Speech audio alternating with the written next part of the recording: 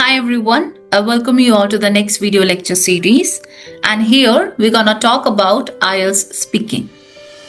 Now let's understand how the questions are structured.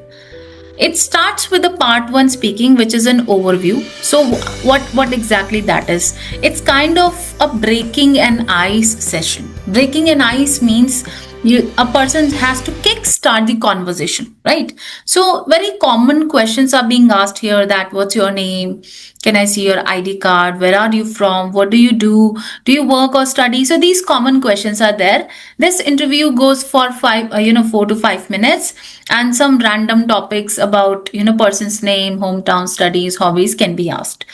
The purpose of this particular section is to get familiar with the exam taker firstly, as I said, breaking an ice session, and just to get to know that from which background he is.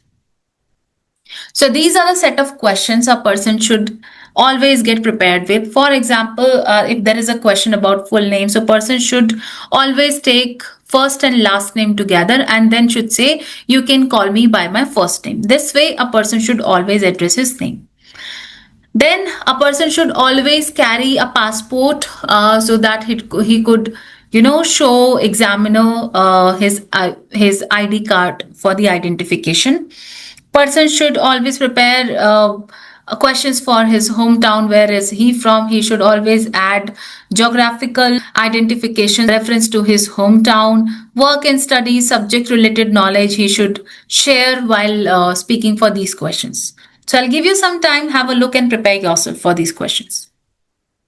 All right, now let's move to the tips. You always should extend your answers for 1 to 2 sentences. You should always avoid one word answers. So if I ask you a question, are you a student or working professional? Instead of saying, yes, I'm a working professional or yes, I'm a student, you should have a lengthy answer. For example, yeah, I'm a student and currently have taken my exams of final year graduation.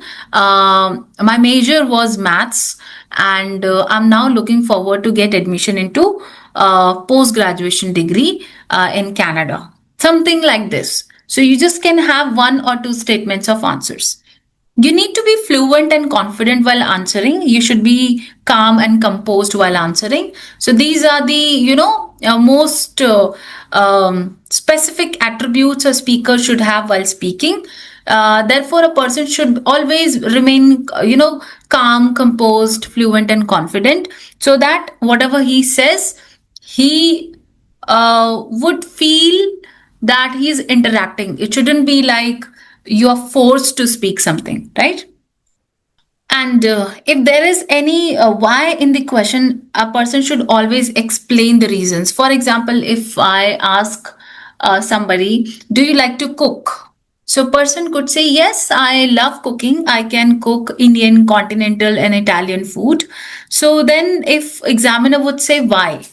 So then a person should always give reason that I like to cook because it's my hobby. I like to do experiment with different, food items. I love to use different ingredient for different kind of a cuisine.